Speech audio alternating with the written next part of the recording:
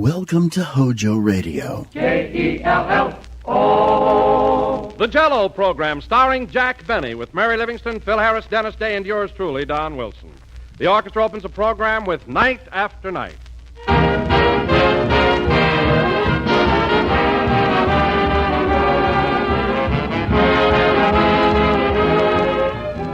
Everything from soup to Jell-O. And that, ladies and gentlemen, is the best way I know to describe a really complete meal. For Jell-O adds to any table that grand final touch of pleasure and perfection. Its rich, glowing color is a tempting invitation to pick up that spoon and start right in on this swell, inviting dessert. And just to taste it is to know the ultimate in good things to eat. Yes, there's nothing more attractive than a bright, shimmering mold of delicious Jell-O. And there's certainly nothing more delightful than Jell-O's rare, distinctive flavor, as enticing and refreshing as the juicy, ripe fruit itself. So, friends, make that next meal really complete by topping it off with a top-notch Jell-O dessert made with any of Jell-O's 6 delicious flavors. Ask your grocer for several packages of Jell-O tomorrow. And when you buy, look for those big red letters on the box. They spell Jell-O, and Jell-O spells a treat.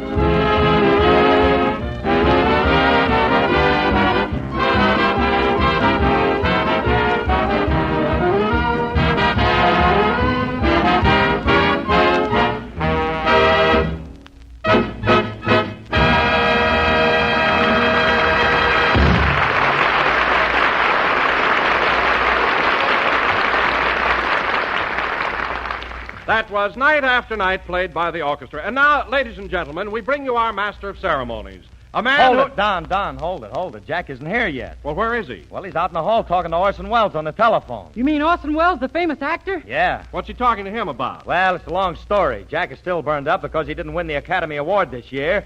So from now on, he's going in for heavy, dramatic stuff.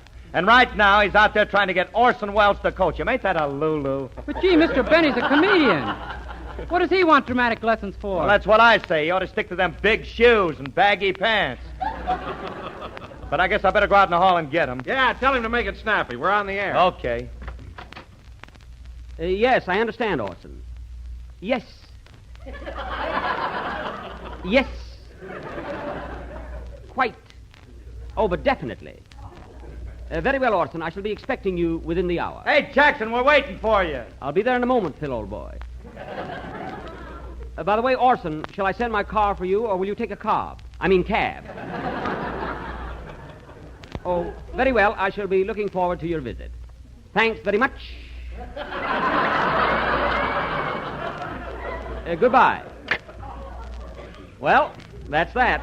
Say, kind of putting on the dog there, wasn't you? Phil, don't say wasn't you. It hurts my ear. Well, get a load of him. He talks to Orson Welles for 2 minutes, and my English ain't good enough for him. And don't say ain't. Heavens. Oh, stop with that highbrow stuff. What are you trying to do, make me feel subconscious?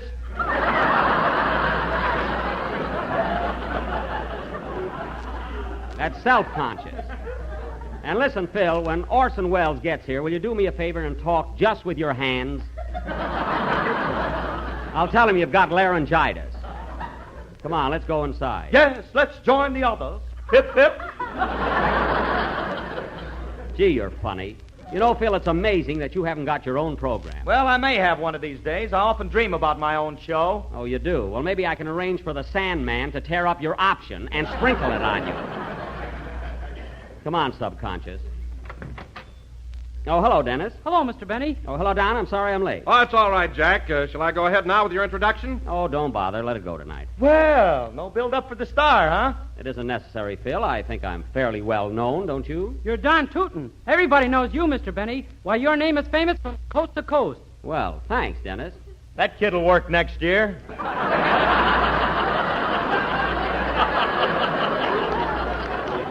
That's not flattery, Phil. I've been in show business for a long time, and naturally, my name has become more or less familiar. Well, let me tell you something, Jackson. When I go out on the road with my band, I hit a lot of towns where they never even heard of you. No kidding. That's a fact. Well, Phil, in the kind of towns you play, you can get 8 to 1 that shoes are a passing fancy.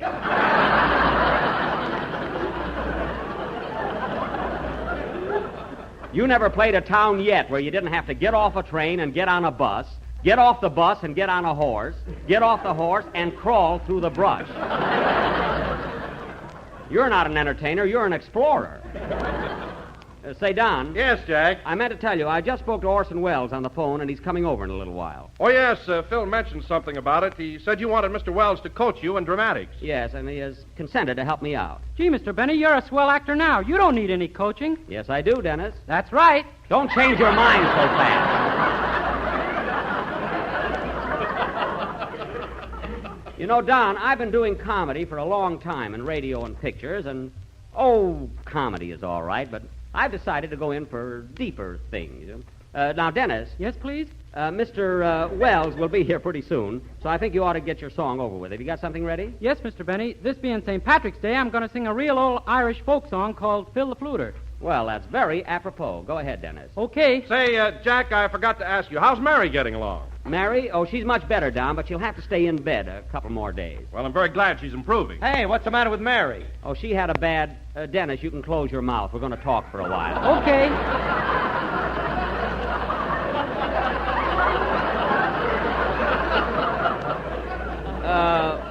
She had a bad cold, Phil. I think it was a touch of the flu, but she's getting along fine. Has Mary got a nurse? Yes, Phil, and she's gorgeous. Well, all right.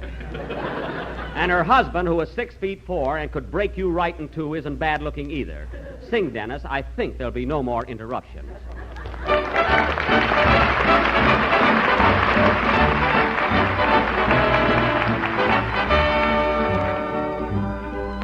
Have you heard of Phil the Fluter of the town of Ballymuck?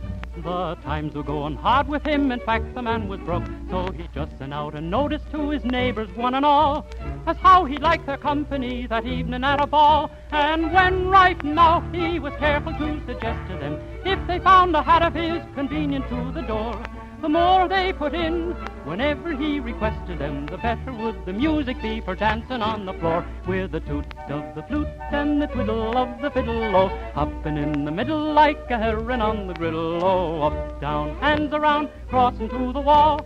Oh, hadn't we the gaiety of Phil the Fluter's ball? Then little Mickey Mulligan got up to show them how, and then the widow Cafferty stepped out and makes her bow. I could dance you off your legs, says she, as sure as you were born, if you'll only make the piper play the hare was in the corn. So Phil plays up to the best of his ability. The lady and the gentleman begin to do their share. Faith and Mick, it's you that has agility. Begorra, Mrs. Cafferty, you're leaping like a hare. With the toot of the flute and the twiddle of the fiddle, oh, hopping in the middle like a heron on the griddle, oh, up, down, hands around, crossing to the wall. Oh, hadn't we the gaiety at Phil the Fluter's ball?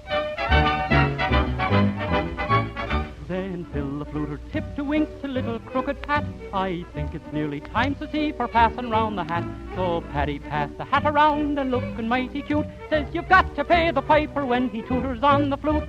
Then all joined in with the greatest joviality, covering the buckle and the shuffle and the cut. Jig Swaffer danced of the very finest quality, but the widow beat the company at handling the foot. With the toot of the flute and the twiddle of the fiddle, oh, hopping in the middle like a heron on the griddle, oh, up, down, hands around, crossing to the wall. Oh, hadn't we the gaiety at Phil the Fluter's ball?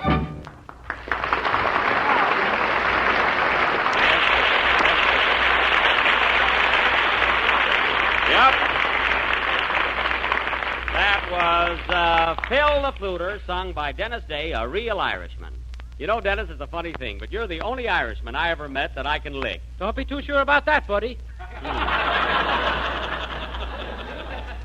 I guess I picked the wrong day, folks.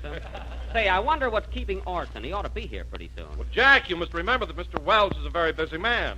Between his radio program and directing, plenty to do. Oh, I know he has a heavy schedule. In fact, I don't know how he'll ever find time to come over here and help you out. Well, you see, Don, he and I are old friends. We went to high school together. High school together? Why, Orson Welles is only 24 years old. Phil, he graduated from high school at the age of 5. Don't you read the magazine? Why, when he was 7, he played Shylock in The Merchant of Venice, and the beard was his own. So don't tell me about Orson Welles. Pretty smart youngster, huh? Smart? Don, if you could have seen him in that high chair in front of the class doing his geometry lessons on his bib. Well, it was simply phenomenal. Is he going to teach you geometry, Mr. Benny? No, Dennis, he's coming over to coach me in dramatic art. And I'll tell you one thing, fellas. With his technique and my feeling for the finer things, who knows what results I can attain? Who knows where I can go? Oh, boy, if Mary was only here. Never mind, Phil. I'm quite serious. Anyway, when Orson gets... Oh, gosh, that must be him. Come in? Pardon me, has Mr. Wells arrived yet? No, not yet. I'm his secretary, Miss Wentworth. If you don't mind, I'll wait for him. Oh, no. Come right in. Thank you. Oh, Mr. Harris, will you please show Miss Wentworth to a chair? Sure, park the chassis here, babe. Phil, make yourself comfortable, Miss Wentworth. Now, as I was saying, fellas, when Mr. Wells gets here, I don't want any heckling. Just behave yourselves while we're rehearsing. Well, what do you intend doing tonight, Jack? Goodbye, Mr. Chips? Oh, no, Don. We're going to work up to that gradually. First, he's going to teach me dramatic delivery and enunciation and how to breathe. Isn't that right, Miss Wentworth? I can hear you breathing way over here. I mean correctly. You know, fellas, there's a way of breathing when you read lines that... Pardon me. Hello? Mr. Wells? Oh, he hasn't arrived yet, but I'll have him call you. Goodbye. Well... Who was that, Mr. Benny? It was... Oh, darn it, I was so excited I forgot to ask. Well, you're a fine secretary. You're the secretary, not me. Then why did you answer the phone? Because it's my phone, that's why. I forgot to ask the man's name, so what? Mr. Wells won't like it. Look, miss, don't worry about that. The party will probably call back again. And when they do, I'll be... Come in? Excuse me, is this Studio B? Yes, sir. I was to meet Mr. Wells here. I'm Mr. Stone, his secretary. His secretary? Then who's Miss Wentworth? She's his private secretary. I'm right out in the open.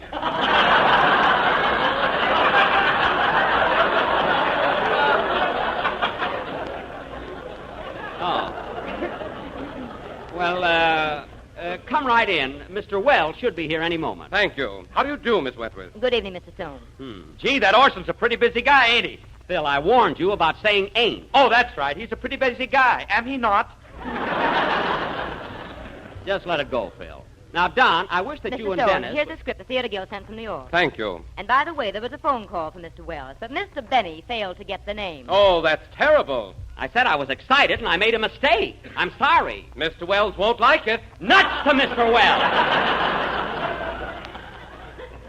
Gee, you'd think I'd murdered somebody. Now, Don, as I was saying, if you and Dennis would be... Now what? Come in?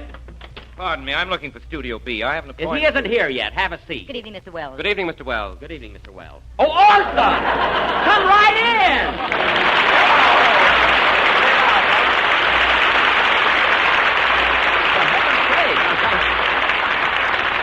Gosh, I didn't know there for a minute. Well, I'm glad you were able to make it, Orson. I was wondering if you were going Mr. Stone, did Gabriel send in those sketches? The costumes for the picture will be needing them soon, you know. Yes, Mr. Wells, and I received that script from the Theater Guild. Good. Let me see it. Here you are, sir. It looks like a very interesting play.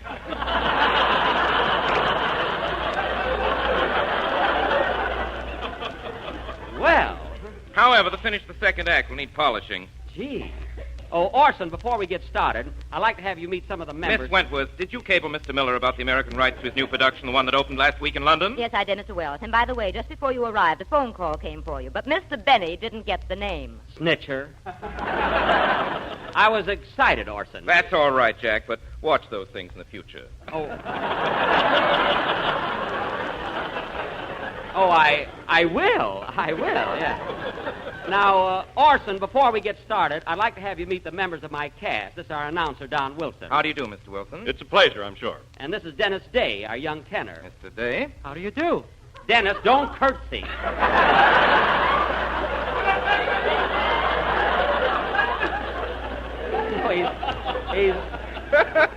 He's so polite.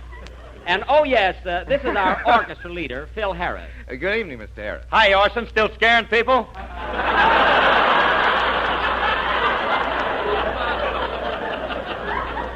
Phil, don't pay any attention to him, Orson. He's always like that. Oh, I don't mind. He's rather amusing in his own crude way. Crude. That's very good. By the way, Jack, where's Miss Livingston? Oh, Mary's home in bed, Orson. She has a rather heavy cold. Oh, that's too bad. Has she got a nurse? I checked on that, Bob. No soap. Oh, what coarse language. I don't know where he picks those things out. Just the same, he's a very interesting study, don't you think? Oh, yes, quite. Now, Orson, I think we ought to get started with my rehearsal. Did you have anything in mind for the first lesson? The first lesson. Now, let's see. Benny. Oh, yes. Hmm. You see, Jack, the reason you haven't gone as far dramatically as you feel you should is because you've been selecting the wrong vehicles. I have. Definitely. For instance, if your goal is the Academy Award, as you say, you should concentrate... Pardon me, Jack, there's something I must do. Miss Wentworth. Yes, Mr. Wells. Take a telegram to Mayor LaGuardia, New York City. Yes, sir. You see, Jack, you should concentrate on the heavier and more legitimate type of drama. I understand. Well, what would you suggest, Audrey? Dear Mayor LaGuardia, received your telegram, and if I'm in New York on the 29th, we'll be only too happy to attend the banquet. Well... However, we'll let you know in plenty of time if I ain't coming. Ain't? Oh, why, Orson! Orson, you said ain't. Oh, I'm surprised. Well, Jack, the use of the word ain't is sometimes permissible. You see, in this instance, by using ain't, I saved a word in a telegram. Oh. You don't have to tell him about saving anything. Never mind you. That's all, Miss Wentworth. Yes, sir. Now, Jack, where were we? You were about to suggest a proper vehicle for me. Oh, yes. Now, the type of play that would offer you the greatest scope for emotional histrionics would be a literary classic, something like The Hunchback of Notre Dame. The Hunchback of Notre Dame? Mm-hmm. You mean Charles Lawton's part? Exactly. Well, gee, that would be swell. Mr. Christian, come here!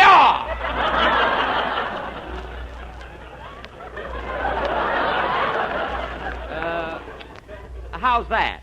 That's from Mutiny on the Bounty. Oh, yes. I got a little mixed up there, I guess. Well, Orson, if The Hunchback is the play you feel I ought to do, let's try it out. I'm your obedient servant. Shall we get started? Yes. Mr. Stone, did you bring the script for The Hunchback with you? Here it is, Mr. Wells. Good. Now, Jack, here's a scene that we can start out with, which I think will give... Oh, pardon me, Orson. Come in. Excuse me, is Mr. Wells here? Why, yes, he is. It's your tailor, Mr. Wells. Oh, come in, Max. You might as well measure me right now. Okay, Mr. Wells. Mark this down, Sam. Right. Now, Jack, I think we can take this scene where the King of France meets the gypsy dancing girl, Esmeralda. Now, let me glance at it Next, a minute. 15 and a half. 15 and a half. Chest, 42. 42. Waist, 36. 36. Leg, 29. 29. Come on, Sam. Goodbye, Mr. Wells.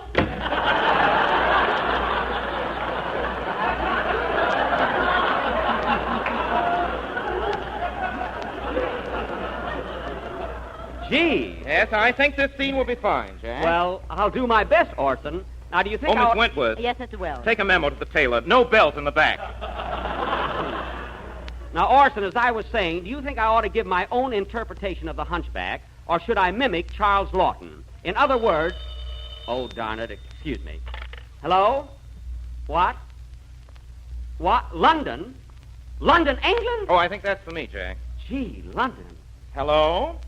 Oh, hello, Miller. So nice of you to call. Yes. Yes, I've heard splendid comment on your London production. I'd like very much to do it. Gee, all the way from London. I understand, Miller, but the Theater Guild has sent me a script which I may have to do first, you see. Yes. Phil, you better play something. This may take all day. Yes. My goodness, what a busy man. Now, here's the point, Miller. I'm committed to the Guild until May 30th. However, if you could arrange to hold the American rights until I'm free...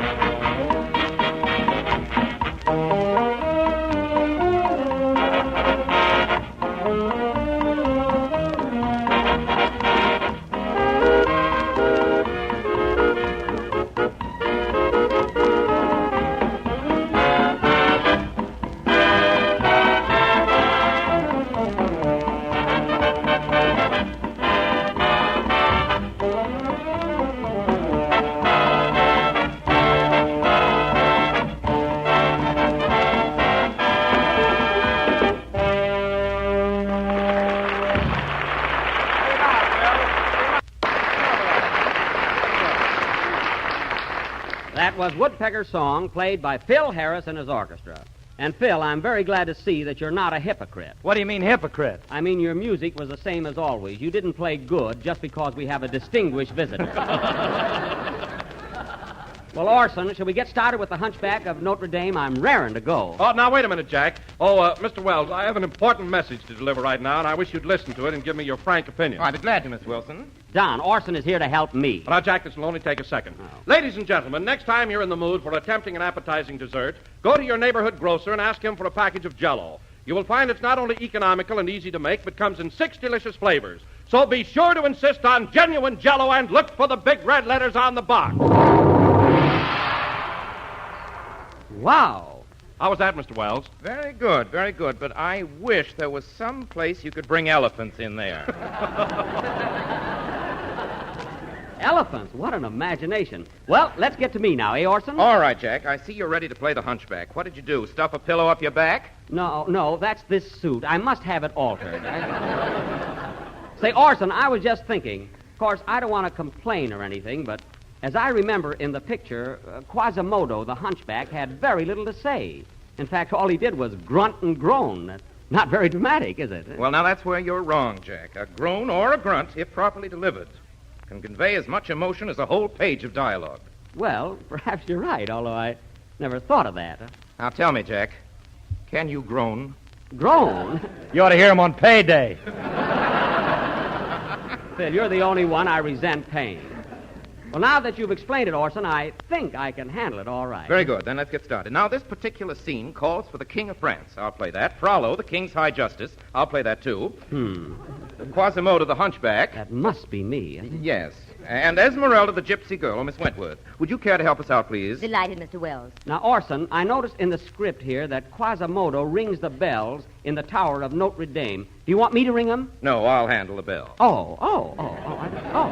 And incidentally, Jack, at the finish of this particular scene, you have a very dramatic speech where you tell Esmeralda not to be afraid of you. It's really the high spot of the play. Oh, well, I'll sure try and get it right, Orson. All right, then let's proceed. We open first with Esmeralda and Frollo. Now, quiet, everybody. Quiet, everybody. Mr. Wells is about to rehearse. You have the first line, Miss Wentworth. Yes, sir. Let me go. Don't touch me. You have the hands of the devil. Great. For such talk, I could have you burned at the stake.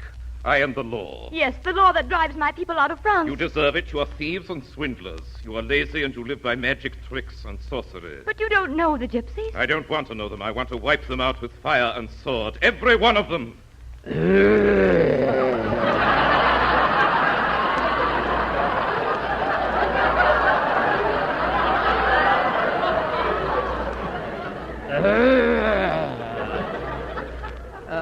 How was that, Orson? Just groan once, Jack. Oh, I thought twice. Now, at this point, King Louis XI of France enters the scene. Esmeralda speaks. Oh, thank heaven. The king approaches. Maybe he will listen to me. You will be heard. I will help you, my child. Your Majesty. But you must give me a good reason. They say you are a lot of thieves. Oh, no, Your Majesty. Whenever we steal, it is because we are hungry. Help us, sire. Please help us. I will help you. You and your people will suffer no longer.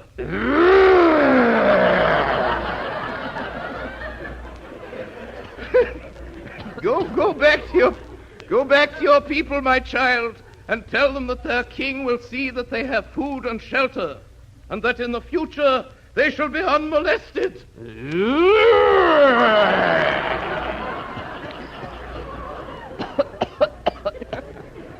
For this, I needed a teacher. Now, look, Orson, I don't know what's wrong, but I don't feel those groans. Maybe I ain't breathing right. Jack, don't say ain't. It's bad English. Well, for heaven's sake, you said it. That was in a telegram. Oh, well, Miss Wentworth, take a wire to Mr. Wells. Dear Orson, I ain't breathing right.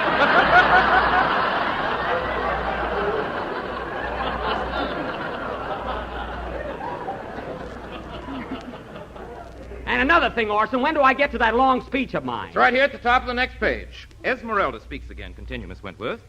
Oh, thank you, Your Majesty. My people will always be grateful. Rest easy, my child, and now, goodbye. Goodbye, sire. Oh, wait, Your Majesty. Who is this ugly, misshapen creature that is staring at me? I'm frightened. That's your cue, Jack. Oh, yeah. It is I, Quasimodo. Do not be terrified of me. I am not a man and not a beast. Yes, I am human, too. I have a heart and it warms to others. But people... Hey, wait a minute, Orson. You're drowning out my voice. Well, the script calls for bells. I don't care. You don't have to ring them that loud, do you? I'm sorry. Try your speech again. Oh, Mr. Stone, will you ring the bells this time? I want to watch Mr. Benny. Yes, sir. Go ahead, Jack. It is I, Quasimodo. Do not be terrified of me. I am not a man and not a beast. The more look down Hello? upon me. Yes, he's here. It's for Yet you, I Mr. am Wells. human. New York calling. Thank I have a heart Hello? and it warms to others. Oh, The hello, thought Harrington. drive me off Listen, as though I Harrington, was I've the been trying to evil reach one you all because day. my soul is When do you think I'll get the in proof an of those ugly books? body. Now, The see winds here, you go, the Harrington. more You painful. promised that 2 weeks And all ago. that is Harrington, this is the That is last why I straw. look at you. Harrington. You are very beautiful. Harrington. Hey, when you turn Harrington, from me listen to me. aside, Harrington, this is Oh, for crying out loud. How can I act with all this going on? For heaven's sake. Oh, Mr. Wells, your suit is ready for a fitting. Thank you, Max. I'll try it on here. Oh, the heck with it. Play, Phil. What I go through for a career.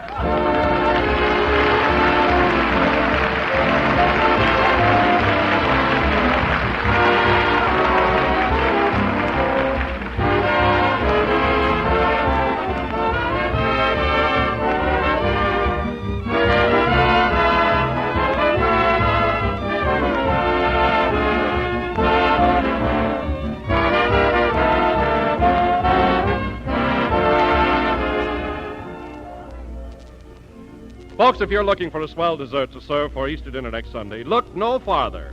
Because here it is, the whole answer in a pastry shell, Jell-O Easter tarts, each one heaped to the brim with clear golden orange Jell-O and several sections of tender, juicy oranges. Yes, believe me, it's a glorious treat and just as simple as it is satisfying.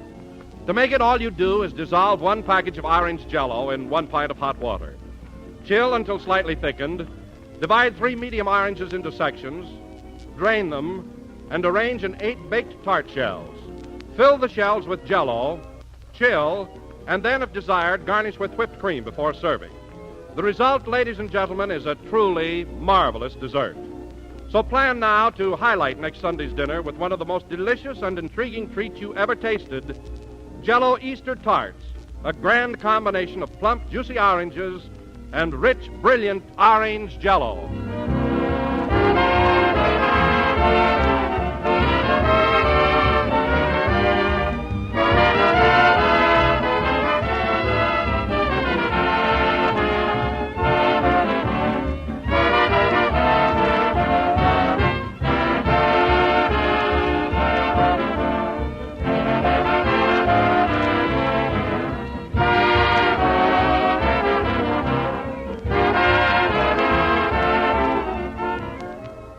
This is the last number of the 24th program in the current Jell-O series, and we'll be with you again next Sunday night at the same time. Say, Orson, I'm sorry I blew up the way I did, but I would like to become a dramatic actor. Well, Jack, those things take time, but I'll tell you what. Come over to my show next Sunday. We're going to do June Moon, and there's a swell part in it for you. Well, gee, I'll be glad to. Will I have to groan much in it? No, no, Jack, there isn't a single groan in the entire play. Oh, gosh, and just when I had it down pat. Good night, folks.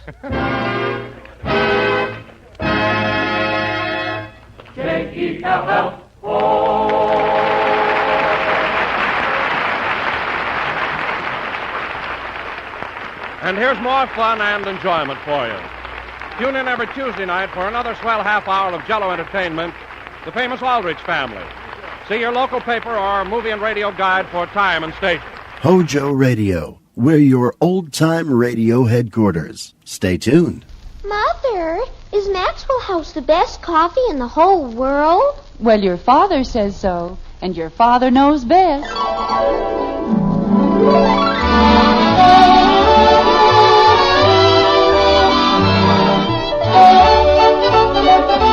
Yes, it's Father Knows Best, transcribed in Hollywood, starring Robert Young as Father. A half-hour visit with your neighbors, the Andersons. Brought to you by Maxwell House, the coffee that's bought and enjoyed by more people than any other brand of coffee at any price. Maxwell House, always good to the last drop.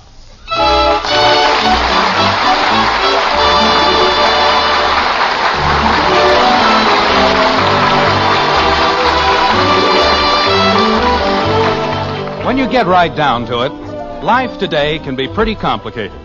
You can't simplify things the way Cervantes did when he wrote, "There's a time for some things and a time for all things. A time for great things and a time for small things."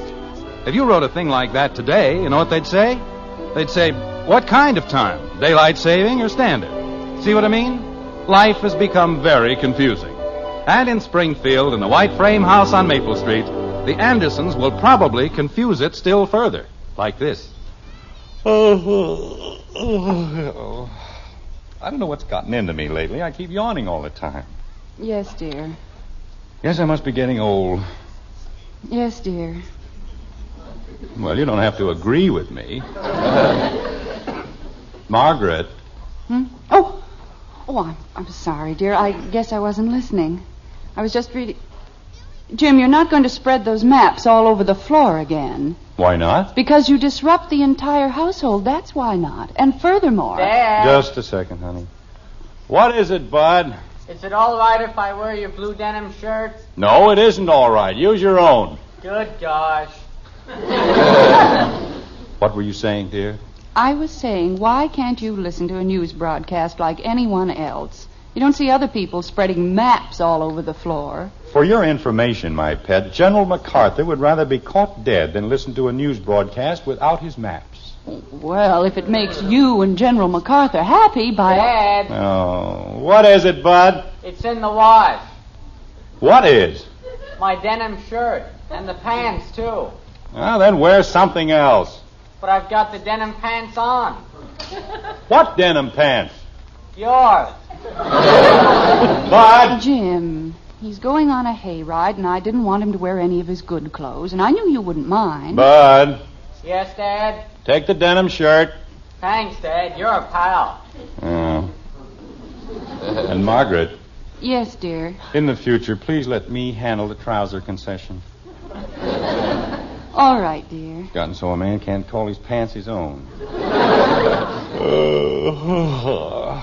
Anytime I want to wear something, Bud has it on. Jim, you've done nothing but yawn ever since you got home. Why don't you go to bed? I'm going to bed right after the news broadcast. And I'd give $10 to be able to sleep until noon. Well, tomorrow's Sunday. Why don't you? Golf, 8 o'clock. Oh, Jim. Hi, parents. What cooks for the do and don't department? The what? Never mind, Margaret. She just came in on a flying saucer. We're not supposed to understand. Father. Don't pay any attention to her, and she'll probably dissolve into thin air. What is it, Betty? I thought you had a date with Dick Andrews. Oh, there's lots of time. Look, which nail polish do you like best? If that isn't a weird setup. Betty, you aren't going out that way, are you? With 8 different shades of nail polish? Of course not. But which one do you like best? The one you've got on your thumbs. I don't have any on my thumbs. That's the one I like best. Mother. They all look very nice, dear. And I really think you ought to get dressed. Oh, pretty soon. I was just thinking about the piece of apple pie that was left over from dinner. Well, it's in the icebox. It won't be for long. Creepers, if somebody'd only tell me which shade they like best, I wouldn't have all this trouble. Oh, good grief. Anytime I decide to go to bed early... I'll get it. Bud, can't you learn to walk down the stairs? One of these days, the whole house is going to collapse. Did you want me, Dad? No, just answer the door. That's what I was going to do. Well, go ahead. Didn't you want something? I want you to see who rang the doorbell. I heard you call me, and I thought you wanted something. Bud. Yes, Dad? Please, answer the door. You bet, Dad, right away. I think he lies in bed at night trying to figure out ways to torment me.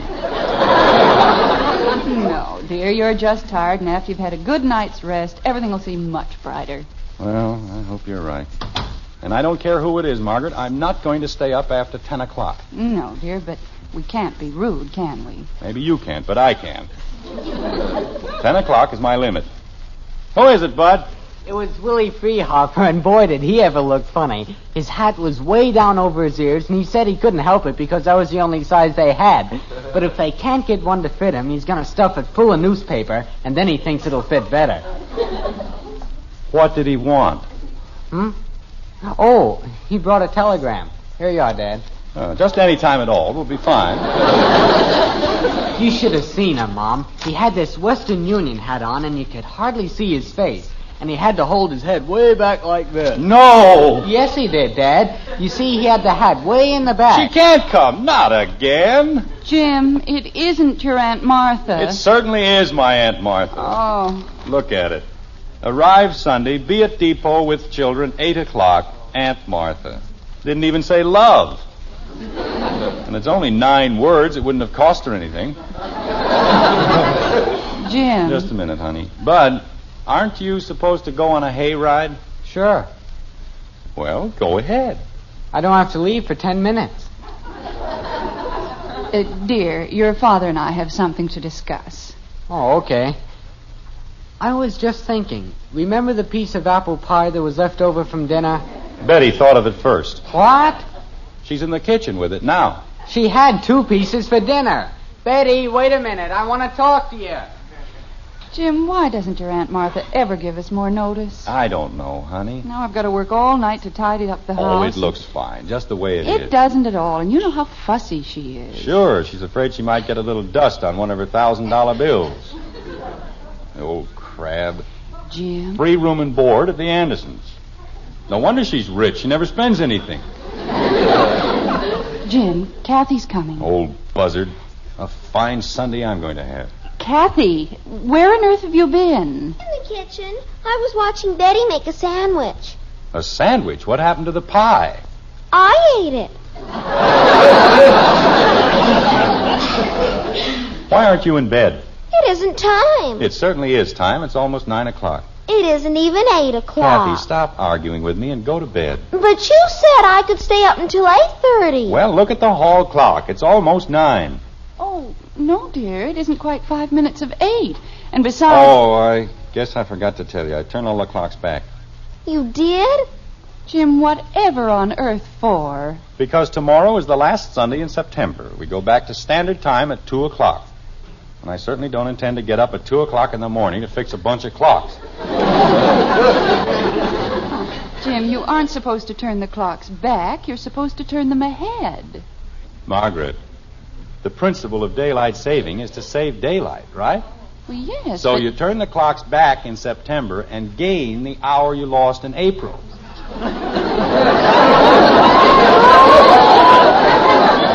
That's simple enough, isn't it? If you turn them back, dear, how can you gain anything? You gain the hour you lost because you get it over again. You have the same hour twice. You can't gain anything by going backward. You have to go forward. Not with clocks, you don't. You turn them back. Daddy. What is it, Kathy? You turned them back in April. I did not turn them back in April. I turned them ahead. Jim, you said in April that we gained an hour of daylight. That's right, because it stayed early later. I mean, it got later early. Margaret, the sun stayed up longer. Why? Because it got late later. Kathy, I think you'd better go to bed. But Daddy said we lost an hour in April, and he turned the clocks backwards. Now we ought to turn them frontwards. Kathleen, no matter what I did in April, tomorrow we do not turn the clocks ahead. No? No. I already did. Kathy. Jim, she was only doing what she thought was right. Well, she had no business doing anything. If you don't understand the principle of daylight saving, you don't move the clocks around. But Mommy said... Never mind what Mommy said. You didn't see her changing the clocks, did you? No. Jim. Yes? I moved them ahead, too. Oh.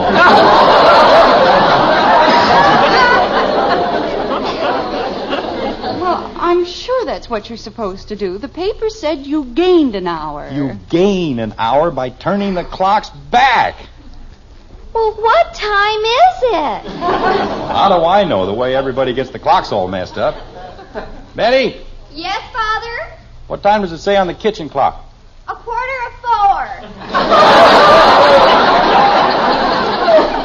Well, that's a great help. What's all the fuss about, Dad? Oh, nothing at all. It's just that people shouldn't mess around with things they don't understand. Daddy's mad because I moved the clocks ahead. It's perfectly all right, dear. You meant well. I didn't know I was going to get everything mixed up. You don't have to worry, Dad. Kathy didn't spoil anything. What do you mean? Well, she told me she turned the clocks ahead, so I turned them back.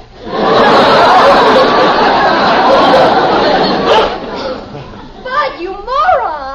What? You didn't turn them back. You couldn't. Why couldn't I? Because I turned them back, too. Oh, Betty. Well, I thought I was just making it the right time. Jim, where are you going? I'm going to find out what time it is.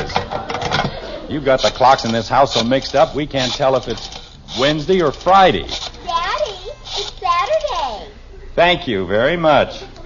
At the tone, the time will be 8:58 and 40 seconds. There, now we know. From now on, please leave the clocks alone. What time is it, dear? What she said, 8:50, 1 minute to 9. 9? To 9? Gosh, I ought to be in bed. Good night, everybody. Oh, Mother, I'm half an hour late now, and I've got on 8 shades of nail polish. What am I going to do? Holy cow, I missed the whole hayride. Betty, stop moaning. Get dressed and go. But my nails. They'll never notice the nails. I'm ruined. My whole life is ruined. Good night, everybody. The last hayride of the year, and I missed it. Maybe they waited for you, Bud. They couldn't. There was a rule. No waiting for anybody. Are you sure? Sure, I'm sure. I made up the rule. Daddy! You know, this whole thing is very interesting. It merely proves what I've been telling you for years. If you don't understand something, leave it alone. You see what happened? Betty's late for her date. Bud missed his hayride. And what time was your broadcast, dear? 8 o'clock. Oh, my gosh. Daddy! Not now, please, Kathy. Everybody be quiet. And so we bring to a close this full hour of news broadcasting from around the world. Tune in again. Oh, Jim, dear. What was it you wanted to say, Kathy? Good night, everybody.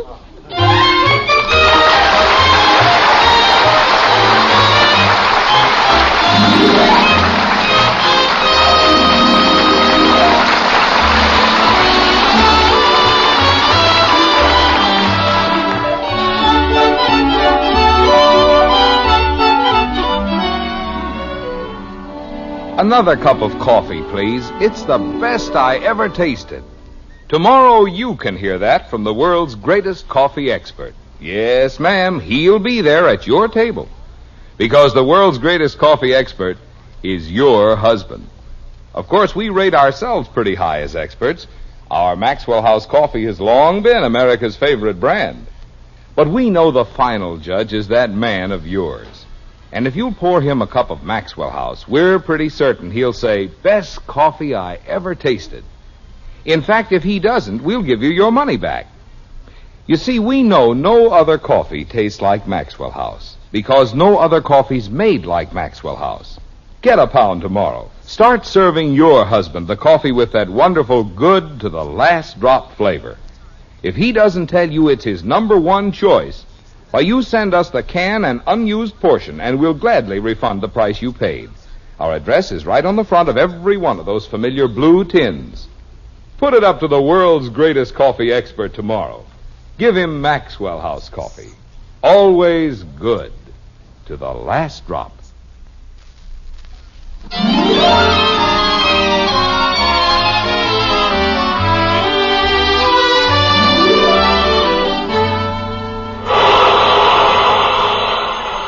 Now leaving on track 4, the new Westerner for Plainfield, Rockville, Middletown, Pittsfield, Madison, and Klamath Junction on track 4. All right, Bud, let's watch where we're going. What? You're bumping into everybody. Pardon me. Betty, hold your brother's eyes open. I'll hold them open, Daddy. You should have seen them stare at me, Father. You'd have thought I was a freak or something, just because my nails didn't match. Pardon me. Fine telegram. Doesn't say what train she's coming on or where she's leaving from. Just be there at 8 o'clock. Daddy, I can't reach his eyes. Shall I stick him with a pin? Never mind, Kathy. Skip the whole thing. Gee whiz. Pardon me. All right, Bud, that's enough. Let's wake up. Bud. Why don't we just prop him up against a post and pretend we don't know him? He'll come to in a little while. Bud? Bud! Breakfast. What? All right, now stay awake. Somebody said breakfast. They did? Well, whoever could it have been? Hey, we're at the station. How do we get down here? We'll draw you a diagram as soon as we find Aunt Martha. What happened to the information booth? It's in back of the magazine stand. Where'd they move the magazine stand? Well, it's right over there, Daddy. See? Stick everything into a corner where you can't see it. Come on, Bud. This is no time to sit down. People get arrested for yelling fire when there isn't any fire. Why should she yell breakfast when there isn't any breakfast? It was a joke, Dopey. Some joke. Well, it woke you up. I was waking up anyway. You didn't have to yell breakfast. And Cornelia said, "These are my jewels, my children." What? Never mind, I was just mumbling. Here's the information booth, Daddy. Thank you, Kathy. You're a great help. I am? You certainly are. Boy, is this a mixed-up morning. I beg your pardon. We have a wire from an aunt of mine telling us to meet her here at 8 o'clock, and we don't know exactly where she's coming from, so could you give us any information about any train that's supposed to arrive here anywhere in the neighborhood of that time? I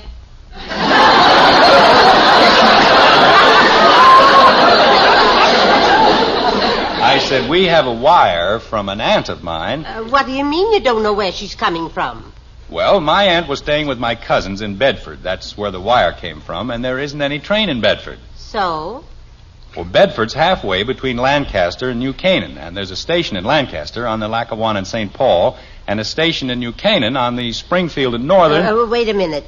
This is the information desk. I'm supposed to be telling you.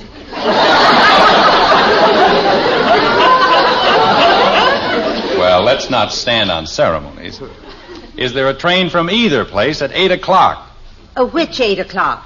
Eastern, Central, Mountain, or Pacific Coast? Suppose we try Central. Oh, let me see. Nope. No train at 8 o'clock. How about Eastern? Eastern, Britain, run straight. Oh, here we are. New Canaan. 8 o'clock? 11:30. Look, is there any train due in here at 8 o'clock? A.M. or P.M.? I don't know. She just said to meet her at 8 o'clock. Well, wait till I get my book. I'll look it up. You do that. Father, Bud's asleep again. Let him sleep. One of us might as well be having a good time. Where's Kathy? Oh, I don't know. Kathy! All you have to do is leave her alone for 10 seconds. Kathy! She was standing right next to me a minute ago. Well, see if you can find her before she breaks one of the locomotives. Bud. We've lost Kathy. Good. Bud. Do you want me to say it again? No, just go find your sister. Okay. Kathy! Attention, please. This is your last call for the New Westerner, leaving on track 4 for Plainfield, Rockville, Middletown, Pittsfield, Madison, and Klamath Junction. The dining car is forward and is now open for breakfast. What?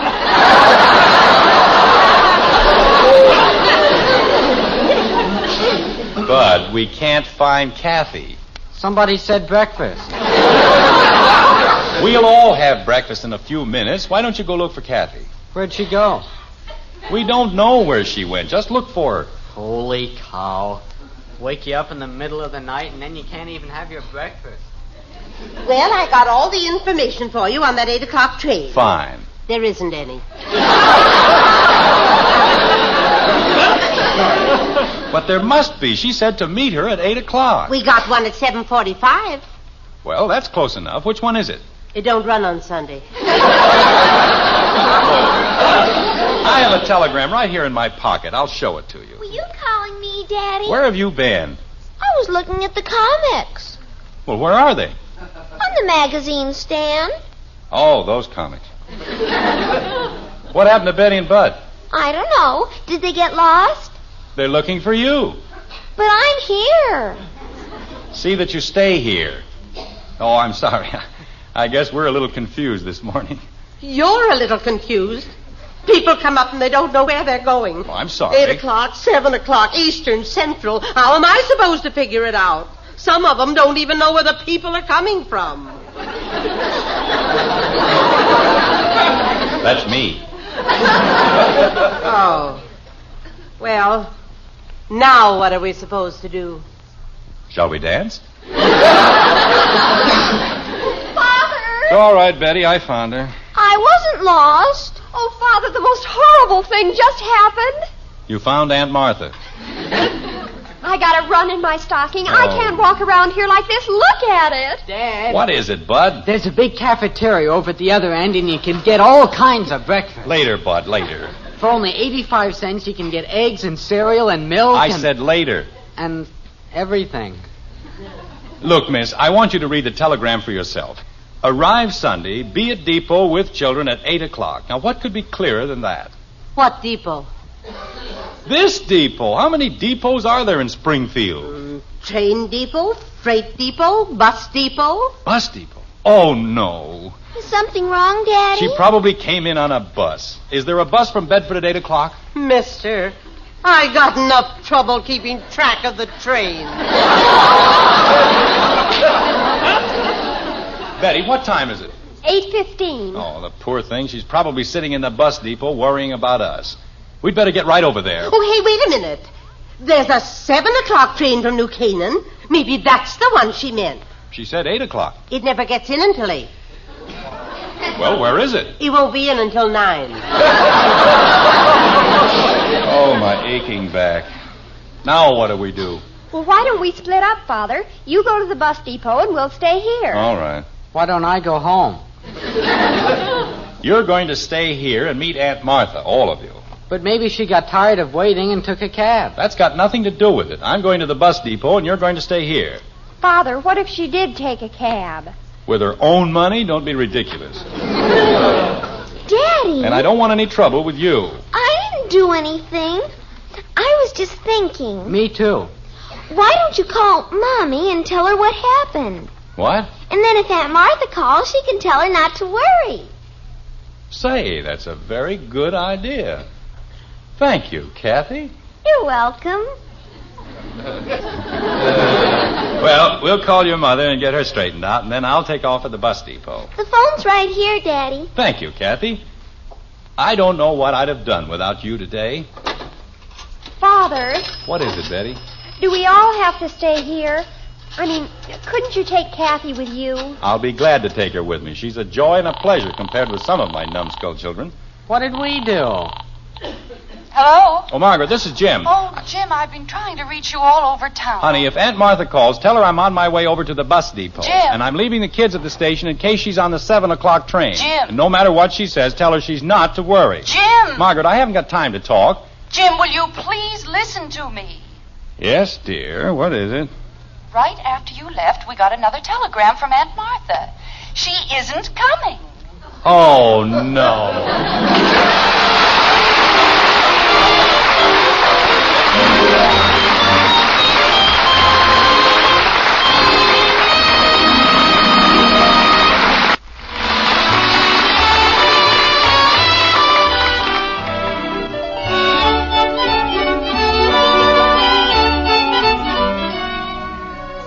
Every time you buy coffee, you certainly want to get the most for your money. The most in flavor, the most truly good cups of coffee from every pound. And you can get some real help finding that from the world's greatest coffee expert. Yes, ma'am. Just serve up a cup of Maxwell House to that husband of yours. He's the #1 expert. And when you hear him say, "That's the coffee for me," you'll know Maxwell House is the coffee for you, too. Your coffee buy.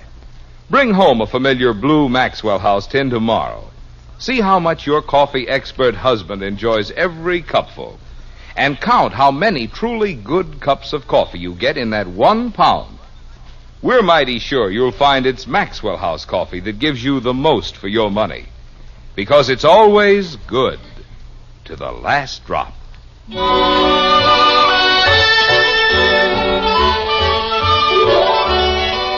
It's an ill wind that blows no good, and civilization goes forward on a succession of disasters such as those which constantly befall the Andersons. Take the sad events of the past weekend. They had their effect on the progress of man in a great many ways. For example, in the arts. I'm a success, Mother. I'm a success. Oh? I'm the biggest thing in Springfield since Hattie Carnegie. Betty, will you please stand still? Do you know what happened in school today? Every girl on the campus was wearing 8 shades of nail polish. The sciences. Did you know that the roost toxicodendron emits a glucoside that causes violent itching even after it's all dried up? Roost what? Poison ivy. What about it? It was mixed up with the hay, and everybody who went on the ride is sick in bed. And general education. I was the only one in the whole class who knew about daylight saving. Well, that's fine, dear. And next April, when the clocks go back... Kathy, they don't go back in April. They go ahead. Oh, I know. I mean, when they go back on daylight saving. Well, what about it? Well, I'll just know why. That's all. Good. Jim, Yes, Margaret. I understand all about the clocks and why you turn them back. Yes? But I certainly think someone ought to tell the newspapers. What? Well, they're the ones who get everybody confused. If they just said we lose an hour, then naturally we'd turn the clocks back. But we don't lose an hour. We gain an hour. If you turn the clocks back... Margaret, you get the hour over again. That's why they say you gain an hour. If it's 8 o'clock and you turn your watch back to 7 o'clock, then you've got 60 whole minutes to live over again. If you turn them ahead, you skip an hour and you lose it. That's why the newspapers say...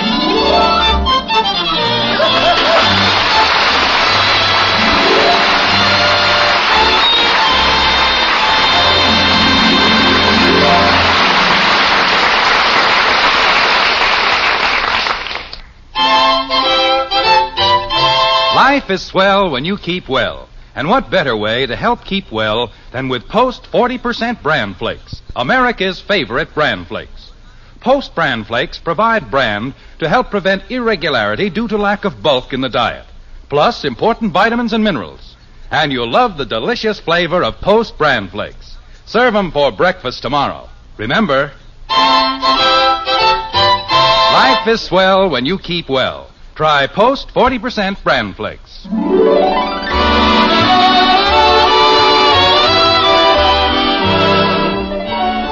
Join us again next week when we'll be back with Father Knows Best, starring Robert Young as Jim Anderson, with Roy Bargy and the Maxwell House Orchestra, and yours truly, Bill Foreman. So until next Thursday, good night and good luck from the makers of Maxwell House, America's favorite brand of coffee. Always good to the last drop.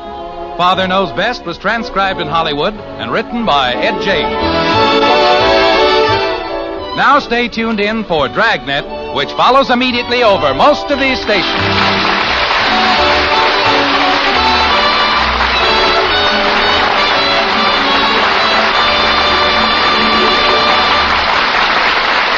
Stay tuned to Hojo Radio.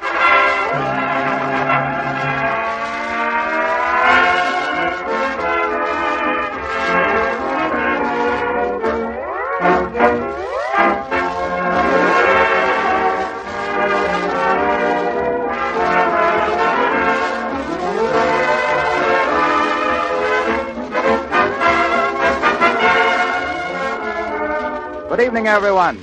The makers of Johnson's Wax welcome you to another rousing rodeo of rhythm and ribbing with Rico Martelli's orchestra, Kay Donna, Charles Levere, Hugh Studebaker, and Marion and Jim as your unparalleled pair of paper-hanging paragons, Fibber, McGee, and Molly.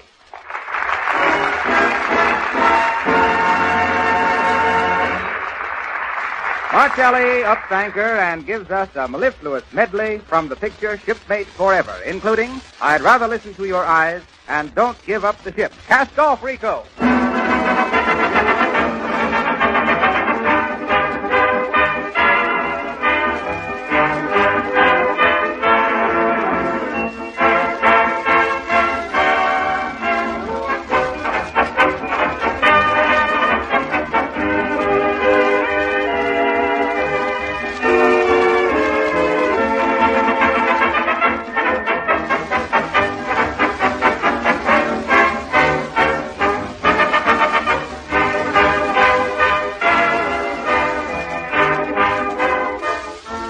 listening to Martelli's sparkling music, remember you can have bright, sparkling floors and linoleum without any work of rubbing or buffing.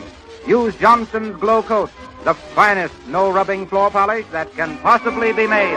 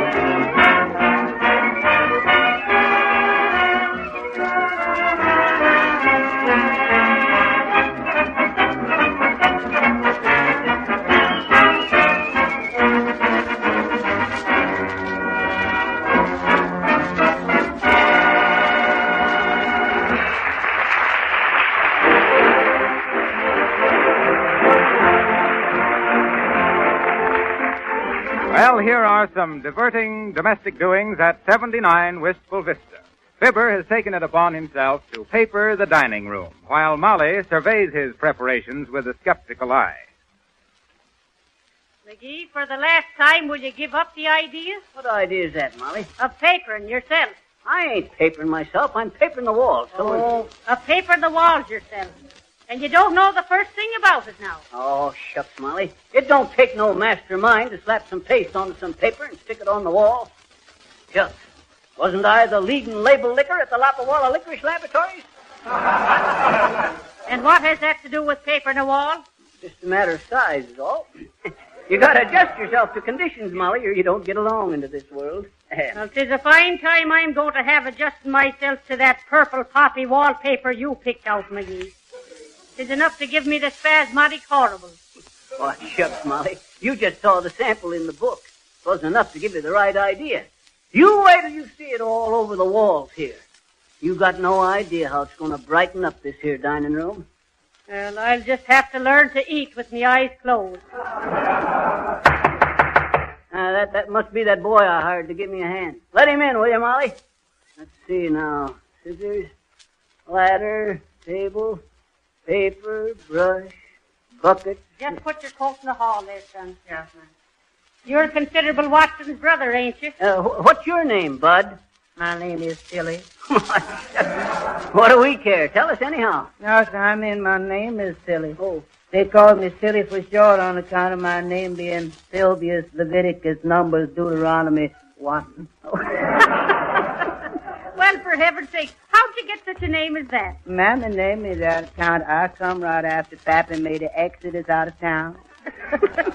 Well, that's all right, foolish. No, sir, not foolish, silly. Oh, well, no use splitting hairs. You know anything about wallpapering, silly? Wallpapering? No, sir. Fine. We'll all start even. Oh, shucks, Molly, this ain't going to be nothing. Just a case of matching up the edges and slapping her onto the walls. How do you like the pattern, silly? He says, how do you like the design on the paper, silly? Yes, my husband. I was just trying to think how to answer in a nice way is all, ma'am. You see. Never mind, son. Artistic tastes differ. Now, you help me mix up this here flower paper. Hey, Molly, unroll a couple of them rolls of wallpaper and spread them out, will you? Face down? Yep. Thank heaven. Shall I pour this here water right in there, Mr. McGee? Yep. You pour it in now and I'll stir it up.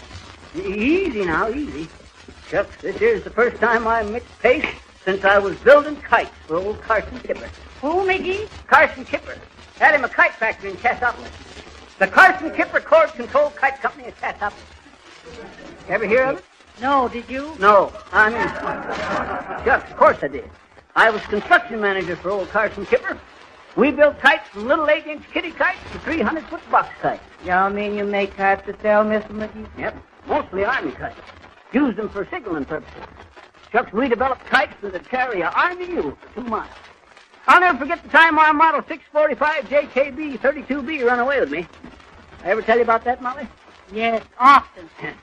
Well, I imagine Silly here wants to hear about it. Don't you, Sil? You is paying for my time, boss. Yeah. I thought you'd want to hear. A little more flour in that mixture, Silly. Yes. Well, sir, this here kite was so strong, I used wire cable on it instead of string. And the way we flew them was to dangle them off the back of the truck at 85 mile an hour till the wind took them. Better unroll a couple more rolls of paper, Molly. Sure. You go fly your kite, McGee. Yeah. Well, sir, up she went till the whole cable was unwound and the kite was out of sight above the clouds. Just for fun, I written me a message onto a slip of paper, stuck it into an envelope, slapped a 3-cent stamp onto it, and sent it up the cable. But say, when I seen that envelope come sliding back down that cable, you could have slew me with a sliver.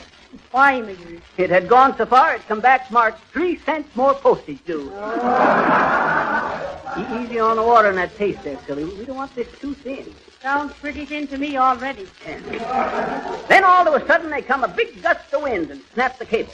I reached up like lightning and grabbed the end of it, not thinking. The next thing I knowed, there I was, a mile in the air, hanging by one hand. Right hand or left hand, boss? Left. That's right. What difference does it make? It make a lot of difference to me on account I can never reach my left hip pocket with my right hand. And why would you want to? That's where I keep my rabbit foot. A rabbit's foot wouldn't have had enough luck for me in my predicament. The elephant's foot wouldn't have been none too big. Well, sir, there I dangled, getting weaker and weaker, and every second getting further and further from the ground. So what happened then, Mr. McGee? Well, sir, I was just about to drop off when I gets me an idea. And about time, too. You was at the end of your rope. Well, sir, I started going hand over hand up the clothesline. I thought you said it was a steel cable, boss. Huh? Oh, yes. Well, it was for half its length, and then it was clothesline the rest of the way. That way we always got resiliency. What? I says that way we always got resiliency. Yes, I should say so. Well, sir, up I went for miles. Then I seen the kite just a little speck way off in the distance. I kept on going, hand over hand, straining every muscle. Finally, about 5 hours later, I got to the kite and pulled myself up on the crossbar for a breathing spell. Miss McGee, I'm plumb tuckered out just listening to it. Then for the first time, I looked down. At first, I couldn't see nothing but clouds. Then all of a sudden, I seen the earth swinging and swaying down below, looking no bigger than an Italian meatball. Well, Mr. McGee, how you ever get down from that little old kite?